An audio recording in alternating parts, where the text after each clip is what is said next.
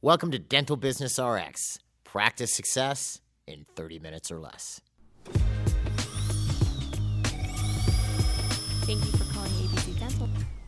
Are you ready to get out of network, get paid what you're worth, and rapidly transform your profitability? Well, this series was a long time coming, and I'm happy that the time is finally here.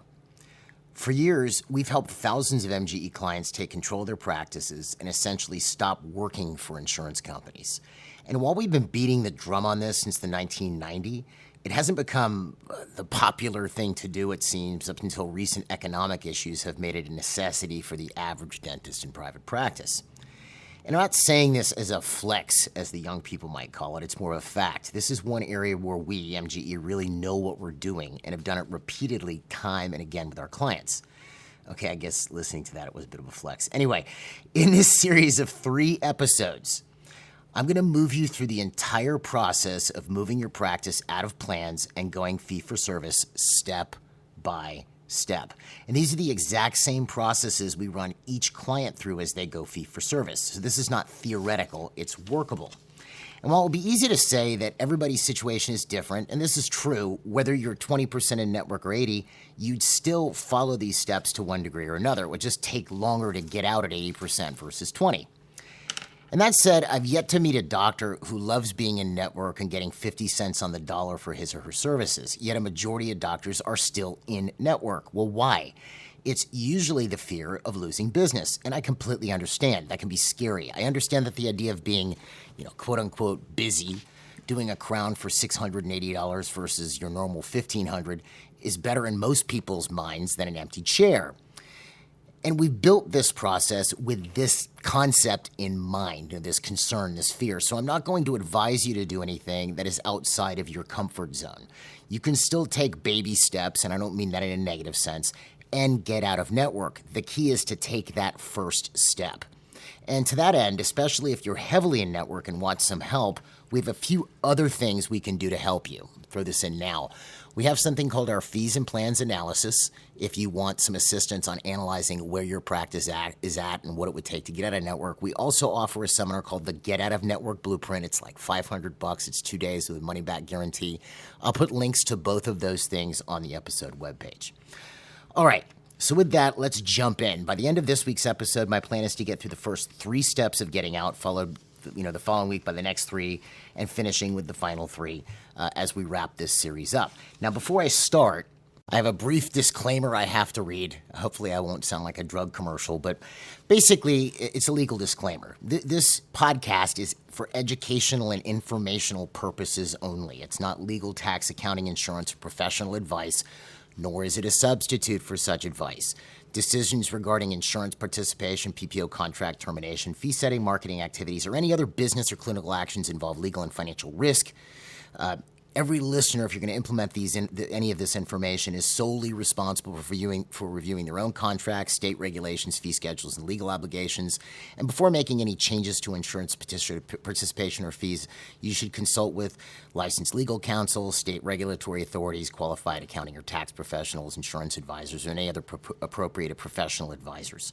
Okay, so basically, you are responsible for your own condition here. You accept full responsibility for your decisions, outcomes, and compliance with all the applicable laws and regulations. And you agree that that's sort of the deal. You're applying this information on your own, and it's up to you whether you're going to use it or not. And as such, that's how it works. All right, so with that out of the way, my name is Jeff Bloomberg, and I'm your host. And why don't we start with the why get out now? Why is this such a big deal now versus maybe 7 or 8 years ago? Well, it comes down to a confluence of factors that have taken hold the past 6 years. For years, we encouraged our clients to get out of network and go fee-for-service. This is something we've been doing since the 90s. Like our new patient workshop promotion used to say on it, have a fee-for-service practice. And it was one of these deals where, some people jumped on it, some people did not, but a lot of people weren't in a situation where they felt it was a horrible necessity. And that's because if you look at how this has evolved over the years, I think I talked about this briefly in the State of the Industry episode, but when PPOs started, the fees weren't that bad. You'd be writing off maybe 10%. I'm going back to the 1990s now. So it's sort of like a marketing fee. And it was one of these deals where it gradually got worse. It's a lot easier to worsen a situation for somebody gradually, because if you do it drastically, there's a whole political philosophy built behind this. If you make massive change, I forget the name of it, make massive change, people, freak out about that. Oh my gosh, it's a massive change. Whereas if you just make a slow, little itsy bitsy teensy weetsy changes, then all of a sudden, before people know it, years have gone by and everything is massively changed. So it's one of those types of deals. Insurance fees didn't go up, or reimbursement fees didn't go up all that much, or they stayed the same. I don't know, they've gone down recently, but anyway. But meanwhile, inflation kept going up, costs kept going up, and then all of a sudden people found that instead of writing off 10%, they're writing off 20, 30, 40, 50. And it just got worse and worse to where we are now. So basically what's happened, this has sort of accelerated the last 6 years. So it's now with our clients, our viewpoint is getting out of network isn't something that's a nice thing to do anymore. It's become a necessity. One of the major drivers of this is just inflation, overall inflation. So to give you a point of comparison, if you take two time periods, if you take, September of 2015 through March of 2020, okay, that 5-year period, and then you go March of 2020 through August of 2025, right? So 15 to 20, and then 20 to 25.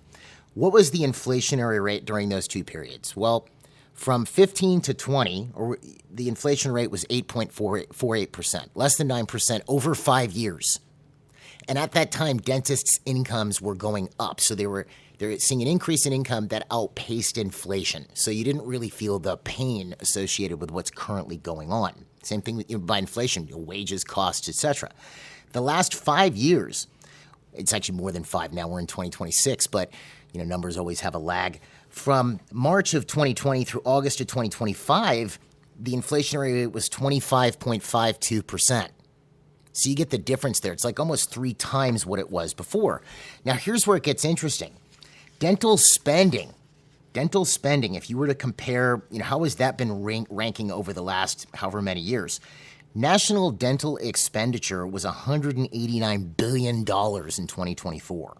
It's the highest year on record because we don't have the 25 numbers yet. That's compared to $107 billion in 2000. It nearly doubled in 25 years.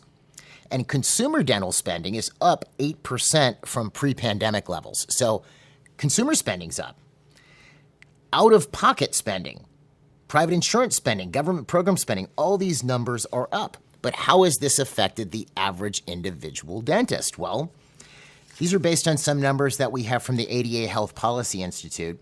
If you compare 2015 to 2019, the average dentist in the United States was netting net income of $230,000. That was their take-home pay, $230K. Obviously, some were more, some were less. This is average from 15 to 19. From 20 to 24, that number dropped to $200,000. So I want you to imagine, the average doctor is making $230. Inflationary rate during that same period is under 9%. Now, the average doctor is making $200, and the inflationary rate is over 20. Do you see? So you see where this is going. Essentially, what dentists are feeling, the average dentists, is because their income has dropped by 12% and inflation is up by 20-something percent, they're feeling like a 35% cumulative pay cut. Do you see? Because to have the lifestyle you would have had when you were making $230,000 back in 2015 to 2019, you'd have to make $280 now, but the average guy's making $200. It's a gap of like $80,000 a year. That's, car payments, that's school payments, that's a house payment that you can't keep up with, or maybe you're keeping up with, but you're feeling the squeeze and not saving anything, versus what was happening before. So that's problem number one. So what else changed was insurance reimbursement. So, plans have never, as I was mentioning earlier, really kept up with inflation, but during this more recent inflationary spike, carriers didn't raise reimbursements and some lowered it. And there was a survey done on this by the ADA Health Policy Institute. And here's what they found. The reimbursement rates from 2021 to 2025, this is by survey, 60% of dentists said those rates were stagnant, meaning they hadn't seen a change. While inflation went up by 20-something percent, they saw zero change. They were still getting $680 for that crown. 25% of dentists reported a decrease. And when this all started, we did our first inflation video in 2021, and I thought, gosh, what are insurance companies going to do? Oh, they'll probably be jerks and they won't raise reimbursement. The idea that they would actually lower reimbursement never got on my radar because I couldn't imagine that someone would actually do that. But 25% of dentists reported they saw a decrease in reimbursement. 7% of dentists saw an increase. Woo, right? Anyway, and then the other big change, obviously with costs, all the costs have gone up, but also with the labor market. The labor market, because of a shortage in certain areas, it has gotten better the last few years. When you have a shortage, things cost you more. So it's more expensive to hire a hygienist. It's more expensive to find a really good dental assistant. So you got lowered reimbursement or stagnant reimbursement, high inflation, and less personnel, which even drives inflation further. I was talking to somebody recently, they're paying $70-something for a hygienist in the Pacific Northwest. So the real big question you have to ask yourself is, at the current trajectory and based on past experience, this is sort of that, gut check moment. Do you think that this is A, going to improve, B, stay the same, or C, get worse? I mean, I'm going to go with C. We already have a trajectory of degradation. I don't see that maybe that trajectory will slow down, but I don't see that it's going to all of a sudden drastically improve. I don't see an insurance company CEO waking up one morning going, oh my gosh, we've been screwing the dentist over. I don't really see that happening.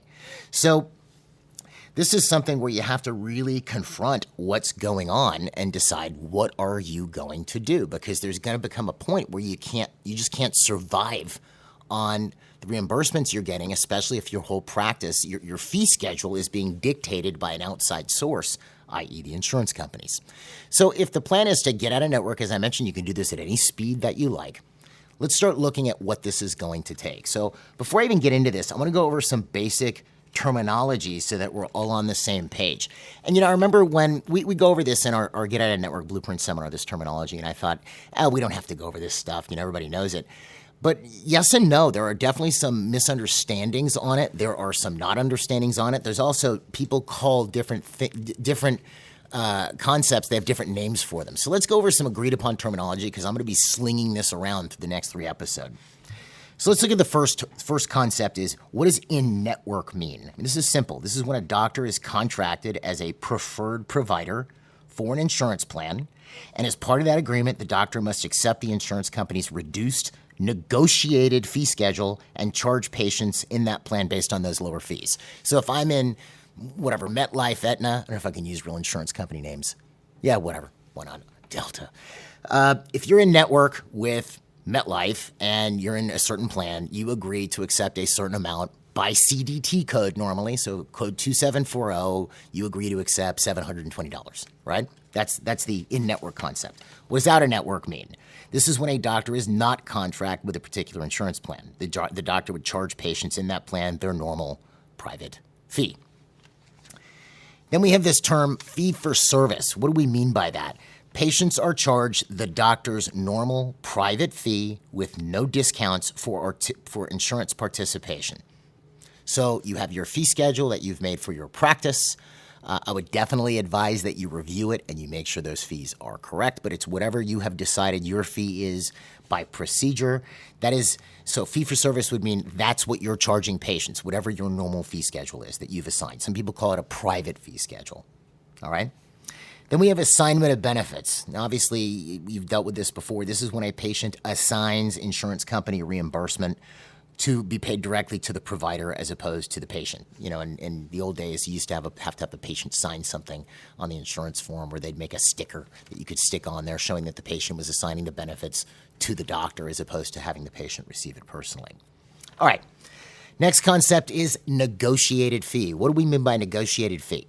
This is the agreed upon fee for a procedure that a doctor contracted with an insurance plan in network will charge a patient in that plan. So again, I agree as a part of being part of Plan 492 with MetLife for this employer or whatever, I am going to charge, we've agreed, this is the fee schedule. Actually, I didn't agree to it. I was told what I can charge. Let's be real here. I can charge this much for code 2740 or 1110. This is what I can charge. That's a negotiated fee. Obviously, It's one of these misnomers. Nobody negotiated anything. It's what you were told you can charge. It opens the door to thinking that you can do something about it, which in some cases people do, but usually not. And then we have our private fee. This is the fee schedule set by an individual provider based on what they wish to charge. Whatever you decide you're going to charge for various procedures. And then this is one I find people have a lot of misunderstandings about. We have an allowable or out-of-network fee. This is also sometimes called UCR, usual, customary, and reasonable. UCR, basically what this means is this is the maximum allowable fee that an insurance company will pay or reimburse based on reimbursement percentages for that plan to an out-of-network provider. So we have three types of fees here. We have your private fee, we have UCR, and we have a negotiated fee. Negotiated fee, this is where the PPO tells you this is how much you charge for this procedure. They give you a fee schedule. That's your negotiated fee.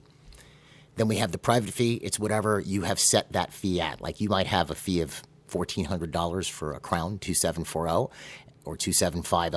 And the insurance company, the negotiated fee is $680 or $700, okay? We then have UCR. This is max allowable out of network. Many PPOs have out-of-network benefits. So I'm a patient, I'm in a PPO, and I go to, let's say you're in network. I come to you, you do a Crown, you can only charge me $700, and the insurance company is going to pay $350 of that, half, assuming I've met my deductible, and you're going to get the $350 from me as a co-payment because that's our negotiated fee. Let's say I decide to go to another practice to have that Crown done. Okay, so let's see how that would work. I go to this other practice, and this other practice charges $1,500 for that procedure. Okay, so now my insurance company has out-of-network benefits. There is what they consider to be a max allowable reimbursement or usual and customary for that zip code for a dentist, so for that procedure. So let's say their max allowable out-of-network is $1,100. And it can get like that, folks. It can be $1,000, it can be $1,100, it can be $1,200. That's for an out-of-network provider, assuming that this plan offers out-of-network benefits. So I go to this other practice. This doctor does the Crown. They charge me $1,500. My insurance company allows for $1,100. That's the max allowable fee, UCR. There's other terms for it as well, the out-of-network fee. They allow for $1,100. This doctor charged me $1,500, and they pay 50% on major services. So they pay $650 toward my $1,500 Crown, and I have to pay the other $850 as a co-payment. That's how that works. So we have three types of fees. We have negotiated fee if you're in network. We have out-of-network fee, what the insurance company considers to be the max allowable for that procedure or usual and customary and reasonable for that procedure. And then we have the doctor's actual fee, their private fee. Now, what's interesting, this out-of-network number, this what they consider to be usual and customary or max allowable, is an internal number for what they think the service should cost. And it varies based on locale, and of course it varies plan to plan. Now what's interesting is, how do they set this number? How do they decide that in zip code 60012, this procedure code's max allowable, or what it should cost is $1,100? How do they do that? Who knows? Nobody knows. You're better off figuring out where Bigfoot is. It's one of these deals where it's an internal number they use. Now, what's interesting about this is MetLife used to have a website where they would give you by zip code what the fee or the negotiated fee for a procedure was in that zip code. So if I'm in network with MetLife and I go to an in-network dentist, this is how much they're going to charge me. This is the fee schedule. And then they would have an estimated private fee for that area. Like, what would be the average private fee? And what was interesting was what they were putting forth as the estimated private fee was about 10 to 20% lower than the current average private fee in that area. So I thought it was a bit of a joke. It already created a weird misconception for a patient walking into that situation, thinking that, and they're going to think immediately that they're being overcharged. What MetLife is saying the private fee was a total joke. It was not true. So this is why I say you can get a hold of something like the Wasserman Guide. I'll put a link to it on the episode webpage where it gives you a fee breakdown by CDT code, by zip code, and it's accurate and up to date. Your private fee schedule is probably too low. But what the insurance company considers UCR is going to be lower than what your private fee normally is. It's just normally how that's going to work. It can sometimes cause a little bit of backlash when the patient gets the EOB, because the patient will get their EOB or they'll get some notice from the insurance company about how your doctor is charging above usual and customary and reasonable, or above UCR rates or max allowable rates, and it gives the patient, it can plant the seed that you're overcharging them. But that's just because they made up a number which is completely divorced from reality. And they're not the most trustworthy group of people. Anyway, so that's that term. And then we get the other term, UCR, usually customary and reasonable. And, how UCR is established, again, like I said, I don't really know. It might be based on fee and charge history from an area or zip code, and it's usually a few years behind. All right, so first question is, normally when you go out of network, should you accept assignment? Meaning I come to you, you're an out-of-network provider, I'm in Aetna, MetLife, Delta, whatever, and they allow for out-of-network benefits. Should you still file my insurance and get reimbursed, like not make me pay what you're expecting from the insurance company? I'm a fan of doing that. I'm a fan of accepting assignment. I mean, it's a benefit for the patient. Patients usually don't understand insurance. It's very difficult for them to navigate, and the insurance company will very easily give them the runaround because they don't have the same knowledge that you have with regards to that. And also, it's a friction point. If a patient's coming into the practice and you're doing pro fees, let's say, and they have to pay, as opposed to you waiting until they get paid or until you get paid, that can create a little bit of friction on the patient staying within the practice. So yeah, I'm a big fan of continuing to accept assignment. Some people think that being fee-for-service means that the patient pays everything up front and waits to be reimbursed themselves. It doesn't have to be. You can be fee-for-service and still accept assignment. You're just getting less of the procedure from the insurance company. That's really all it is. And it's a nice convenience and patients like it. That's at least been my experience. All right, so that's the basic terminology. That's the basic concept here. So now let's talk about actually getting on a plans. I mentioned there are, if you did the math, I said 3 steps this week, 3 steps next week, and 3 steps the following. So there are 9 steps to getting out of network. So this week we're going to go over the first 3. Now, you'll notice that 2 of the first 3, does that sound right? The first 2 have nothing to do with getting out of network. The first step is maximizing your new patients. The second step is aggressive patient reactivation. And while that's going on, you do your plan homework, which we're going to use to figure out the sequence to dropping plans. You might go, well, why are we maximizing new patients and aggressively reactivating patients? Like, what's the point, right? Well, this depends to a large degree on your current situation. So, like I said, this can modify for different people. And this is why I recommend that consult if you're sort of in the dark as to like, where do I go with this? And I don't want to screw this up. Give us a call. It's literally free. And, there's a $500 seminar you can attend, and we're happy to talk to you. This is a big decision. But let's say you're just completely overwhelmed. You can't keep up with the volume of patients coming into your practice. You can't. Patients are waiting months to be seen. You've already got an associate. You got 5 hygienists. The place is just crazy. You're getting 60 new patients a month. It's just nuts. Well, maybe you don't have to go crazy on maximizing reactivation or new patients. I would still have something in place for that, but it doesn't become as urgent of a situation as if you're just kind of rolling along and you want to drop plans.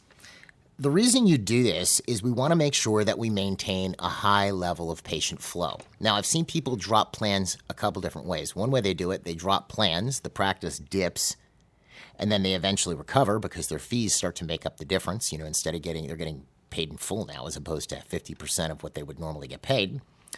We don't like that. We would prefer to see that as you drop plans, your collections continue to go up. They don't dip. That's sort of the paradigm we're coming from. So if you make sure that patient flow is steady coming into the practice between new patients and patients of record, that can sort of shake off any potential loss of patients. And if you do this right, you will not lose as many patients as you think. Now, if we're talking about HMOs, total different story, okay? We're talking about PPOs here, okay? HMOs, completely different thing. You will lose a lot of patients out of HMOs because they get no benefit anywhere else, right? Whereas with PPOs, you shouldn't. I've seen clients lose less than 10% of their patient base. Not even the whole base, just from those plans. I've seen people lose up to 30% if they do it completely wrong, meaning they tell patients they're out of network when they show up, or when they, that's the wrong time to do it, or after you've done the procedure, right? You would want to give them a little bit of a heads up or handle this in a certain way, right? And actually, not even. We're going to get into that next week when we talk about those steps. But the idea is if you do this correctly, you're not going to lose a lot of patients. That said, what can happen is, let's say you're rolling along and you're dropping plans or things are going well, and then some patient that you really love decides they're going to leave your practice. People have a tendency to generalize things. And I know I just generalized when I said people. But specifically, let's say at your front desk, a couple patients give some pushback because you're no longer a network. That can very quickly, in their mind, become everybody. All the patients are against us. We need to stop doing this. This is bad, blah, blah, blah. People generalize, okay? This is just something that I have observed for years as an executive, and I'm not a fan of it. I like numbers. So, okay, how many patients said they had a problem with us dropping this plan? Well, a lot of them. Well, how many? Who said it? And then they think through it and they go, oh, well, 3 out of, 300 that have been in since you started dropping. So you want to be careful about this. So if you keep the flow going, and it doesn't become an easy scapegoat to blame, oh, we have the big opening in hygiene because we're dropping plans. By keeping the flow going, you avert a lot of those problems. And we are going to do some staff training as a part of this, which I am going to cover in the final week's episode, how you train your staff as you're about to do this. So let's start with step 1, maximizing new patients. This is not a new patient episode. We're going to do more of those, but let's look at the basics here. The first thing you're going to want to do is make sure that you have a concerted, aggressive external marketing plan in full swing. We teach clients how to do this at the MGE New Patient Workshop. I'll put a link to that on the episode webpage, right? Funnily enough, in a lot of cases, it really depends on the practice, but the average practice has a lot of incoming inquiries for new patients that they just aren't capitalizing on. So you would be surprised at how many people actually call or contact your practice that are not scheduling. That happens a lot more than you think. And I've talked about this before on the podcast, where the average conversion rate in the average dental practice, I keep using the word average there, in the United States is 23%. So they'll get 100 phone calls and 23 actually schedule. So there's a lot of lost opportunities. So I would make sure I'm doing some external marketing and that it's working. And then the next thing I would do is really put a focus on my reception area, and are we capitalizing on these new patient opportunities? We might have to do some reception training, might have to do some reception drilling to make sure that we're not blowing off new patient opportunities. The other thing that can happen to you too, especially if you're the average office and you're open from, 8 to 4 days a week, you might be getting a lot of off-hours calls. I had a client in New York that basically paid some staff to answer the phone after hours, and he got an extra 25 to 30 new patients a month just by doing that, because people were calling at oddball hours. And these weren't emergencies. They were just people who, 7 at night, they're done working, the practice was closed, so if they had called, they would have just got a voicemail and called the next practice, right? So this is something you can play a game with your staff where, you pay them a couple extra bucks and somebody has a cell phone and they have access to the schedule, and make sure it's somebody who's good at answering the phone. And so if they get after-hours calls, they can convert these calls, all right? So that would be one area I would put a lot of focus on, capitalizing on the opportunities I'm getting. The next area I would put focus on is referrals. We've talked about this before, too, and we'll do a more involved episode on this. I would definitely do it with Sabri, because she's sort of the master at getting referrals. But, again, referrals are poorly handled in the average practice. And I'll give you some basic numbers here. The average household in the United States has 2.5 people. Now, I've audited a lot of, I've had newer clients tell me, we're a family practice. I'm like, okay, cool. Well, I'm going to audit their practice, meaning I take a look at how many patients in their patient base and how many individual addresses. Now, why do I do this? If they have 1,000 patients and 800 individual addresses, that means they're only getting 1.2 people per household. That's the average I see. But there are 2.5 people in the average household. That means there are a lot of new patient opportunities that they are not capitalizing on that are right in your practice. I would take a look at these. We kind of differentiate this. We have controlled and uncontrolled referrals. We call this controlled referrals, meaning if I have somebody coming into the office and, here for an appointment or whatever, and I look at their chart, or I just may know this from talking to them, they're married, they have kids, and those kids and spouse are not patients, I'm going to ask about that. Like, hey, by the way, where does your wife or husband go to the dentist?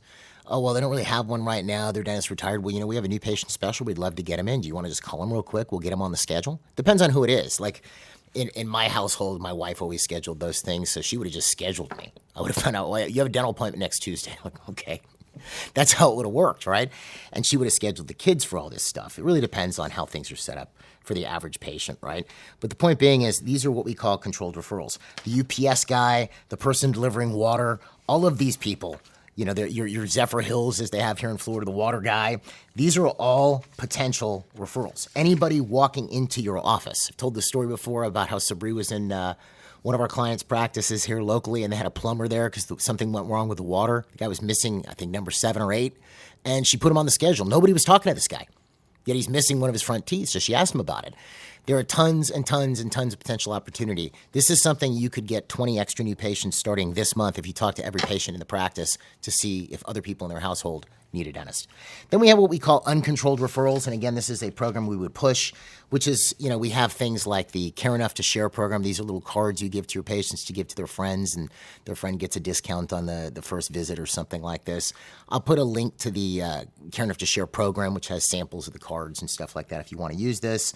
But this is something you can do to push more new patients. So your external marketing, you make sure your receptionist is really handling these calls when they come in, and then you're doing stuff to encourage more referrals coming into the practice. That would be focus number 1. You can create a game for your staff. You can add tailwinds to this whole thing. Create a bonus system for the staff who get referrals.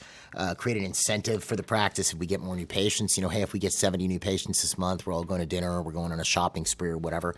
Make it a thing is the point. That's where you start. You think, well, why am I doing this before I get out of plans? You'll be doing some homework, which I'll get into here in step 3. But these are the first things you want to do because we want to spur volume, which brings me to the next point, which is reactivation. If you've been a longer-term listener, you know that my feelings on this is one of the 2 most mishandled areas in the average dental practice, the other area being case acceptance. And the primary issue with reactivation or inactive patients is little to no attention is given to it. It's something unique to healthcare. When I first encountered this coming from the business world, I was a bit shocked because the average business spends a lot of money retaining their customer base, especially if their business is based on repeat business, whether it's an auto repair shop or a restaurant or a store that sells products, retail store. I know what it was called for a second. Store that sells retail store. Repeat business is a big deal, so they spend a lot of money on retaining those customers. And truthfully, 70% of your practice's income should be coming from patients of record. You see, the average practice wants to live off new patients, which is fine if you're an endodontist or an oral surgeon. I get it. That's how life works.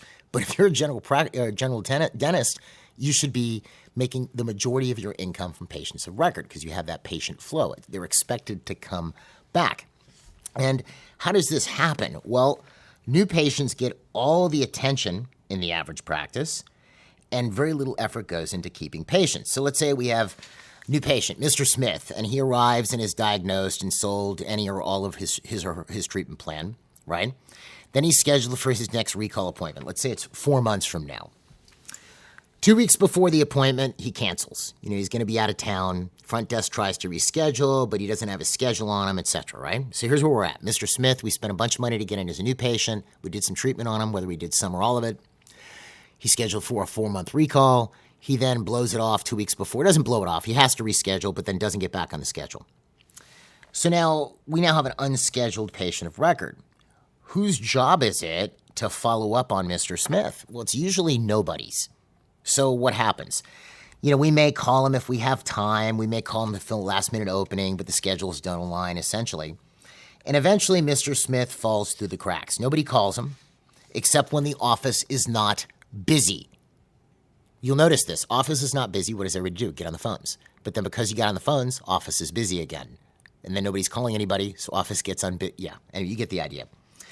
So nobody really calls Mr. Smith, right? So after 2-3 years, we decide that Mr. Smith is inactive. And, you know, people make up all kinds of stuff. Oh, I'm sure he found another dentist. He was a nice guy. I don't know why he never came back. Because nobody's really following up on him. That's why he didn't come back. All right? This is how the average practice in the United States operates. Like, I've had people freaked out about going on a network, and you look at their active patient base, it's, 1,500 patients. And a lot of those are in network. But then you look at their total patient base, and it's 5,000-6,000 patients over the last 4 years. They're not keeping those people coming back. If all your patients showed up, you'd be overwhelmed. You'd have too much business unless you're a scratch practice and you just started. And to give you how this works, let me just throw this out to you.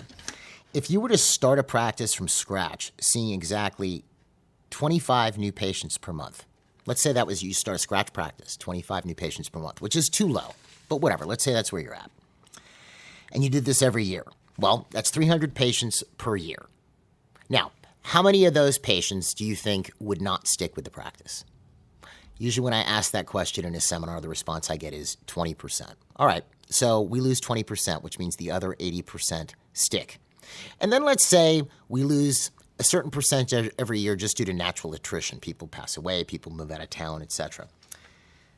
Well, over 10 years at just 25 new patients a month, if we retained our patients, they didn't drift, we kept them on the schedule, what would our recall schedule look like?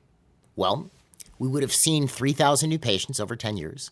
We would have retained 1,987 of those patients because we lost 20%, and the 4% per year due to natural attrition, which would translate into 3,974 recall appointments by year 10, or almost 80 a week. Basically 10 days of recall in hygiene. Not counting, I'm not just saying hygiene, recall, not perio, not new patients if you run new patients through hygiene. I'm just talking about recall hygiene, 10 days of hygiene if you just saw 25 new patients a month. Yet you see the average practice after 10 years, and they have trouble filling up 3 days of hygiene. So what's happening? It's an area that is not getting attention. And you know, I brought this case study up on the podcast before, but how bad can it get? I was looking at a client's practice, and it was a successful practice. Practice does about $3 million a year. They had 5,760 charts, and I looked at how many patients after today have a next visit date. You get the concept there? 5,760 active charts, or in the past 5 years, rather. And total patients with a scheduled next visit after today was 720. They had over 5,000 patients unscheduled. And this was a successful practice. So press the pedal to the metal on getting more new patients, and then you focus on reactivating. How would you do that? Well, number one, you'd want to make somebody responsible for it. Like you can elect somebody responsible or have somebody who agrees to take responsibility, pay them a little extra or whatever. You can use, we have the MGE reactivation program. I'll put a link to that for free on the episode webpage. You can download it. And you want to make sure you get a good idea of how much work is actually going to be required to get these folks back. You know, you're going to have to add hygiene days as you go, but it might take your staff calling. If you've got thousands of inactive patients, you might want to hire somebody to do it, but it's something that needs to be confronted. So while you're doing these first two steps to spur volume, so that if you lose patients, it defers losing patients. Like I said, the idea is that you're going to not see a dip in revenues as you drop plans. You're going to start your homework. All right, so what do we mean by homework? Well, the first thing you're going to do is find out where you are at. So we're going to dig into your plans. You have reactivation rolling, new patients coming in. We're going to dig in and figure out what is going on. So the first thing we're going to want, and I have a sheet you can use as well as a sample. I'll put that as a download. It's called the plan information sheet. You can download it. First thing we're going to do is list out all of our plans. So you can use that spreadsheet that I provide. Just list out all your plans. You know, Aetna Plan 987, MetLife, blah, right? Next thing you do, and your software should be able to provide this for you, this is where you want to leverage your office manager, maybe your financial coordinator, is you're going to want to figure out how many patients are in each plan. Your software should be able to tell you this no problem. All right, so I've got my list of plans, and I've figured out how many patients are in each plan. Now here comes the tricky part. We're going to list some fees. Now, how many you do is up to you. Usually I've seen some folks, they'll go, okay, I'll do one preventive and diagnostic, like common one, right? Like adult cleaning, right? Or a full mouth or bite wings. I'll do one basic, you know, like a two-surface composite or a quad of scaling, and I'll do one major, you know, an inlay, onlay, crown, whatever, right? I've seen some people want to do two. So they'll go, okay, here's two, one preventive, one diagnostic, two basic, two major, right? Up to you how you want to do this. You're going to first list out negotiated fees for that plan for one or two of each of these areas, basic or preventive, diagnostic, basic, and major. So I'd go, okay, let's say I'm doing 1110 adult prophy in MetLife Plan 987. I get $43. Okay, good. I put that there, right? Then I do basic. For a two-surface composite, I get $86. All right, good. And for a Crown 274050, whichever one you use, I get $680. You put it on there. You might do it for two procedures. You might do it for one. Up to you, right? So that's the first thing you do. Plan name, how many patients in it, then you put the negotiated fee. This is all information that is very easy for you to obtain. You have this at your disposal. It's within your software. Here comes the hard part. Now, and you're going to do this only for plans that make up a considerable portion of your patient base, because there's some work involved in this next step. So when you first list out all the plans, how many patients in each plan, and then you put the negotiated fee for one preventive, one diagnostic, one basic, one major, or you can do two, up to you. On our spreadsheet, we have an optional column if you want to do two. You can do the same thing for this next part too. Take a look at the plans where you have a lot of patients. Let's say I do this and I've got 5,000 patients, and I notice that the top 10 have like 3,500 of these patients. Well, those are the ones I'm going to focus on. I'm not going to go to the bottom of the list and do this next step for patients that I have 18 patients in the plan. I mean, it just seems stupid. It's a lot of work for nothing. I want to do it for the plan I have hundreds of patients in. You now need to figure out, with plans that make up a considerable portion of your patient base, you need to find out the UCR, or max allowable fee, for these same codes. Okay? This is a bit of a trick because it's not published anywhere. So I know the negotiated fee because I'm in this plan and they only pay me $43 for an adult pro fee. But what would they pay max allowable out of network for an adult pro fee to a non-network provider? They're not going to immediately volunteer that. That is not published anywhere. Okay? So how do I find out? Well, it's a bit of a trick, like I said. I am going to have to call the insurance company. And when I call, because I'm asking about out-of-network benefits, there's other information I'm going to want to find out as well. So let's start there. Let's say I call and I want to find out what their UCR, out-of-network allowable fee, whatever they call it, not the negotiated fee. I already know what that is. That's what they're paying me now. I want to find out what it is for these three codes, this preventive, diagnostic, basic, and major code. I want to find out what it is.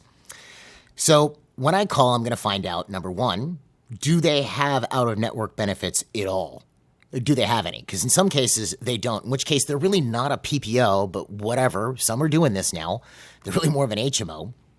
But I want to find out if they have out-of-network benefits at all. If they don't, then there's no point. They're not going to give me out-of-network fees because they don't pay out-of-network.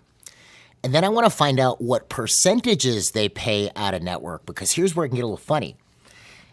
In-network, they may pay, because what's the traditional thing? 100% for preventive diagnostic, 80% for basic, 50% for major, right? Tapping my table as I say that. That's the usual, right? Well, some of these plans only do 40% out-of-network for major versus 50% in-network, or 90% for preventive diagnostic versus 100% in-network. You follow? So I want to find that out. And then I want to find out, third thing I want to find out, so number one, do they have out-of-network? Number two, what percentages do they pay by category? Number three, do they allow out-of-network providers to accept assignment? That's the next thing I'm going to want to find out. Because in some cases, when you're out-of-network, they will not allow you to accept assignment. Now, the joke about this, I've seen cases where we've had a client drop plans. They were told the insurance company will not pay you or will not allow you to accept assignment if you're not in network. I've seen that said to them, yet they still get paid by the insurance company. And not just by one, by like 8. So whatever, I'm still going to find these things out about the plans that the majority of my patients are in. Now, how do I get this out-of-network fee? Well, this is the bit of a game. I'm going to call up and I'm going to say, well, what's your UCR for code blah? Well, we don't give those things out on the phone. Well, is it this much? This is how I've seen people do it. No. Okay, well, I can't really tell you. Well, is it more than that or less than that? Less than that. Is it this much? Well, is it more than that or less than that? Less than that. I've seen people do warmer, colder. You're getting warmer. You're getting colder. You're getting warmer. So you can get a general idea. This is stupid. I know it's like a child's game for business, but it's like, obviously the insurance company would prefer that you stayed in network, right? But I've seen this is how clients have found out these fees. What the UCR is for that plan, for that particular code, if you are out of network. Seen them find it out that way. So let's say you got your negotiated fee for an adult pro fee of $43, and you call and you do warm or colder, and you find out that the out-of-network fee, the UCR, is $98. You put that down. You put that down on your sheet now, and you're going to do that for the next code. You want to do the same codes that you did your negotiated fee for. So if it was adult pro fee, 2-surface composite, and a crown, you do the same ones for the out-of-network fee in that plan. And you're going to have to do stupid stuff like warm or colder. I know I wish I had a better answer for you. There are also things like if you're in open dental, I forget what it's called. There's the green book, the blue book, I forget what it is. I know it sounds stupid, but a client was just mentioning where they have, it sort of crowdsources this data. So, and there's other sources you can find on this too, where it crowdsources the data like, oh, hey, MetLife Plan X is paying this much for this code in this zip code. Sometimes you can find that data out. It's easy to hand. Delta has this feature in certain cases for patients where you can go in. I forget the name of the website. I'll find it and I'll put it on the next episode. Just remembered this as I'm rolling here, where you can ask what an out-of-network benefit is in that zip. So there are certain cases where you can do this, but in many cases you have to do the warmer colder thing or the higher lower thing. It's time well spent. Again, like I said, you're only gonna do it for the plans which have a lot of patients in them. You would not do this because it's time for a plan that only has like 18 patients. A plan that has 350, yeah, I'm making this phone call, okay?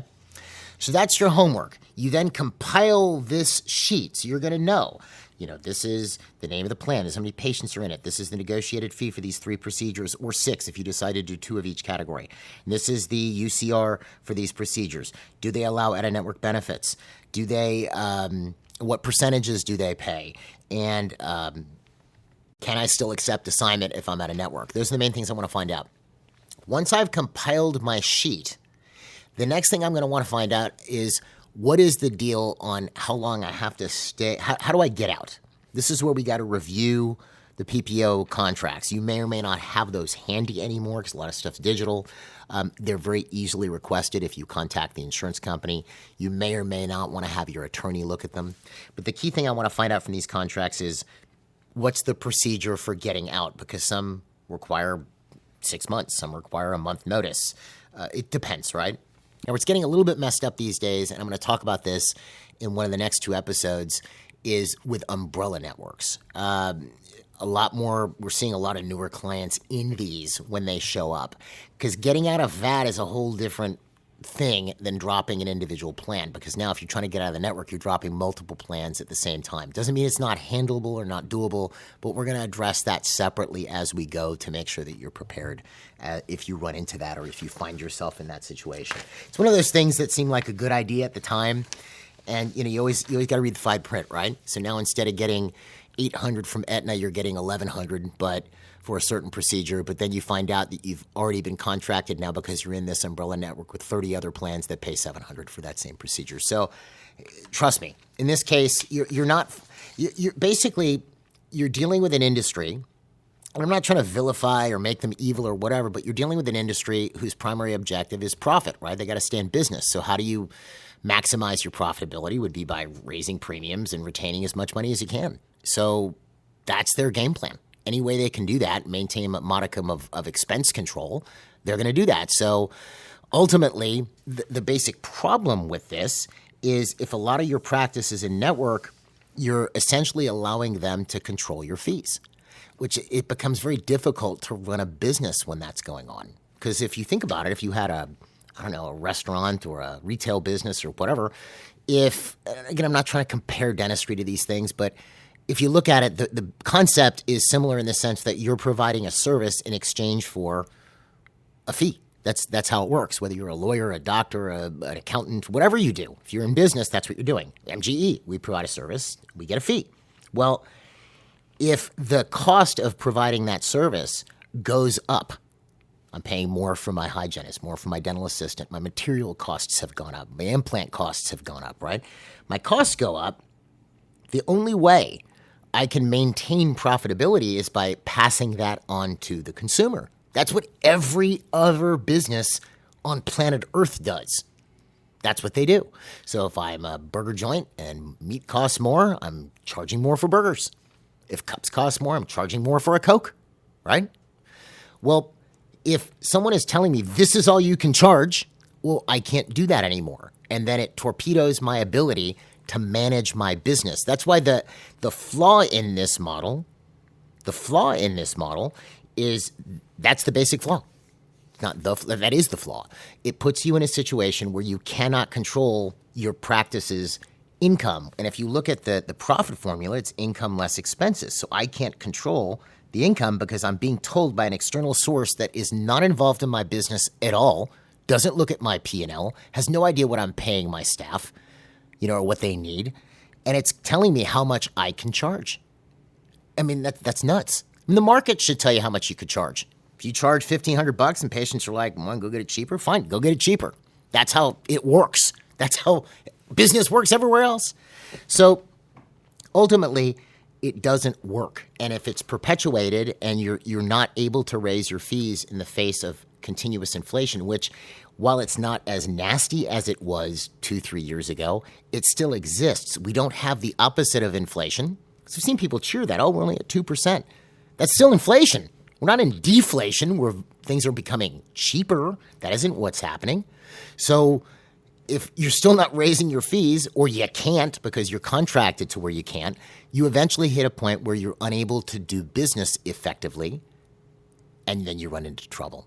So this is something that I would not be waiting to take steps on, because the sooner, and not to sound, trite, or I know it's overused, every long journey starts with the first step. I forgot who said that, but whatever. It's true. You got to take the first step, which is, I've gone over the first 3 steps here in this week's episode, but please, please, please, please don't wait to do this. The sooner you do it, the sooner you get out. Cool? Anyway, so we've gone through those first 3 steps. Don't forget the downloads. I've got the plan worksheet sample. I have a sample as well as the spreadsheet itself that you can use to do your homework. I have links to the fees and plans analysis and the Get Out of Network seminar, the Get Out of Network blueprint. I also have a link to the MGE New Patient Workshop, the Care Enough to Share program. Forgot I had a lot of downloads this week, as well as the reactivation program you can download as well to get going on this. When we come back next week, we're assuming the homework's done. I'm not saying you have to have this done in a week, but we're going to then take a look at how to determine how to sequence dropping plans. Which one first, how do we do it, and so on. We're also going to go over how to handle our fees while we're doing it. I hope this helps. If you have a chance, start your homework this week. If you have any questions about this week's episode, you can always email me at jeffb@mgeonline.com. If you want to know more about MGE, you can find us online at mgeonline.com or call us at 800-640-1140. Folks, have a great week, and we'll see you at the next episode.